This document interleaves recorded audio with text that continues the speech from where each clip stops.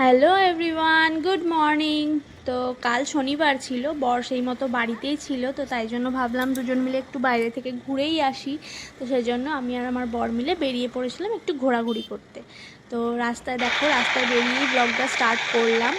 আর এখানে যেতে যেতে দেখো, আমি তোমাদের সাথে বাচ্চা ছেলেগুলো ক্রিকেট খেলছিল সেটাও শেয়ার করলাম। দেখতে ভালো লাগে, তাই না?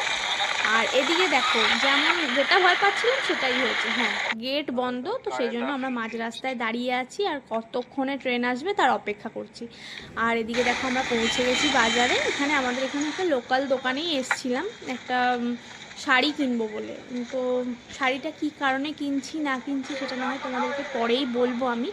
আপাতত আমি কি শাড়ি কিনছি সেটা তোমরা দেখো। আর এখানে আমি খুব একটা বেশি শাড়ি দেখতে হয়নি, দু একটা দেখার পরেই আমার পছন্দ হয়ে গেছিলো, সেই মতো একটা শাড়ি আমি কিনে ফেলেছি। আর এটা এই কাজে এসেছিলাম সেটা বলাটা ভুল, ঘুরতে বেরিয়েছিলাম, তো ভাবলাম শাড়িটা কিনে নিয়েই যাই। আর এদিকে শাড়ি টাড়ি কেনার পর আমি আর আমার বর মিলে চলে গেছিলাম ফুচকা খেতে। বাইরে বেরোবো, ফুচকা খাবো না, এটা তো হতেই পারে না। তো বর খেয়েছিল ফুচকা, আমি খুব একটা বেশি ফুচকা খাইনি, আমি খেয়েছিলাম অন্য একটা জিনিস, তোমাদের দেখাচ্ছি। আর এখানে দেখো মেঘের অবস্থা, মেঘ কিন্তু একদম ঘোর কালো করে মেঘ চলে এসছে, আমাদেরকে তাড়াতাড়ি বাড়ি যেতে হবে, তো আমরা তাড়াহুড়ো করছিলাম এই কারণেই। আর আমি দেখো বললাম তোমাদের, আমি একটা রোল খেয়েছিলাম, আমি আর আমার বর শেয়ার করেই খেয়েছিলাম।